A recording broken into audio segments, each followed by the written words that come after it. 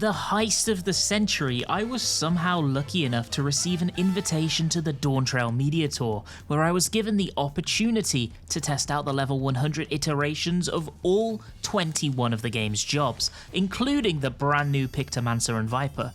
I have a lot of thoughts about them, so in order to make sure you can get all the information you want quickly, I've sectioned each of my media tour videos into 3 sections. Firstly comes the changes and additions, including tooltips. Then I will talk more in depth on how I feel about the jobs. It's here that I'll talk about the various little bits and pieces that I tested, how this will shift their playstyle, and give you a bit of a primer of exactly what to expect going into the next expansion. Lastly, at the end of the video, I will have a full list of the jobs tooltips from the media tour build, including traits. Do please bear in mind that what I played was a development build, and it's totally subject to change, especially potencies, so don't take this as a final product, but it can be very useful to see intention and direction from the developers.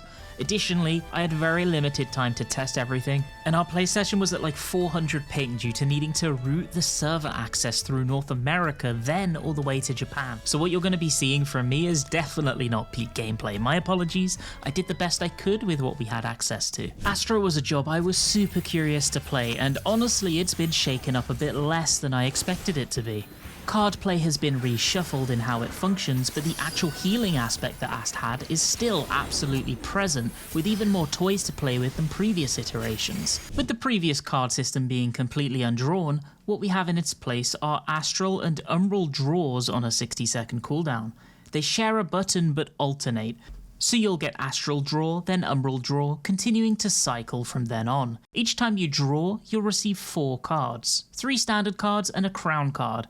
This is not RNG. The even minute Astral draw will give you Balance, Arrow, Spire and Lord, and the Umbral draw will give you Arrow, Bowl, Ewer and Lady. These cards are specifically bound to 4 separate buttons, card play 1, 2, 3, and crown play, and you find the best situation to use them freely until the next draw becomes available. But what does each card do? Balance and Spear, the DPS cards, are pretty much unchanged. Balance still provides a 15-second 6% damage buff to a melee target, or a 3% buff to a ranged, with Spear doing the same, but with the higher percentage damage buff going to ranged. All of the 6 core cards are still single target and have a 15-second duration as a little side note.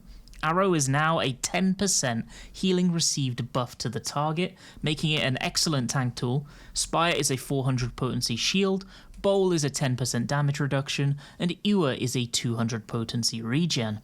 Lord and Lady are unchanged in their functionality as well, with the Lord providing AoE DPS and Lady providing AoE heals. So every minute you will have a damage buffing card, a defensive buff card, and something that directly provides results on the HP bar of your target.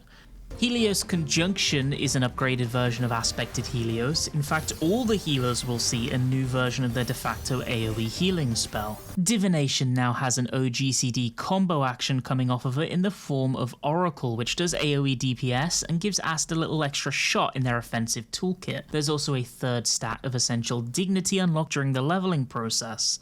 Lastly, they get Sun Sign at level 100, which is actually an OGCD optional proc from Neutral Sect, providing 10% AoE mitigation to the raid for 15 seconds. Divination had its duration increased from 15 seconds to 20 seconds. This is a change they seem to have made pretty much across the board to raid buffs, bringing them all in line at that longer duration. So what do I think of the changes? Firstly, let's quickly talk about cards.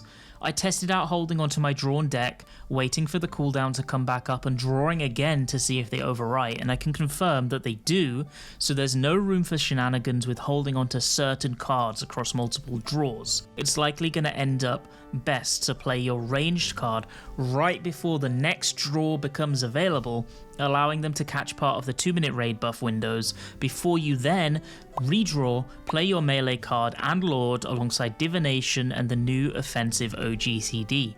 So, To an extent, for Astros that loved the busy buff windows, there's still an element of that present. It's not been completely scuppered, but instead made a little less knowledge intensive on who the correct card target will be at any given moment, just sheerly through the fact that you'll never be in a situation in full party content where you need to use, for example, 2 melee cards in quick succession.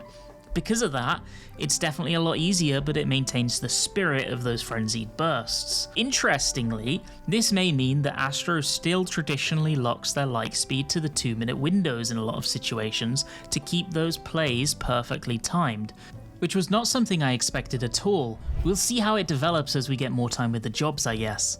The healing kit being practically unchanged, in my opinion, is an absolute blessing.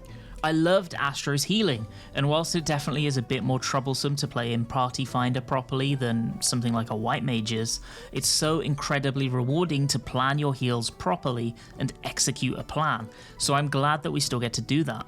Neutral Sect was one of those abilities that was either incredible or absolutely worthless depending on your comfort with the fight.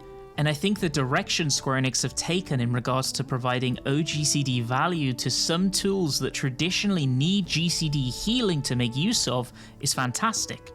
This is something I noticed they've made quite a bit of a focused effort to do in Dawntrail, and I'm very much in favour of it. Sunsign gives you a valuable reason to press that button outside of progression or suboptimal situations, and allows for some interesting decision making as to whether you're willing to hit neutral just for Sunsign, or whether you want to save it for when you really need to double dip.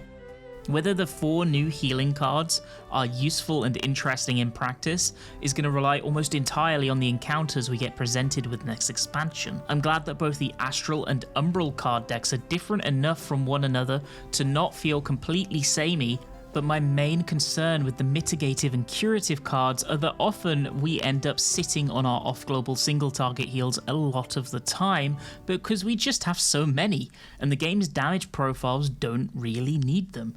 With us getting that 3rd stack of Essential Dignity too, I'm quite curious to see if Dawntrail's raids are up to the task of making us use all of these abilities that we now have. On the DPS front, this feels like the first time in forever that we go into an expansion with more to press in our DPS arsenal, and I'm all here for it. This is absolutely a step in the right direction. There is a distinction between what I call active and passive buttons.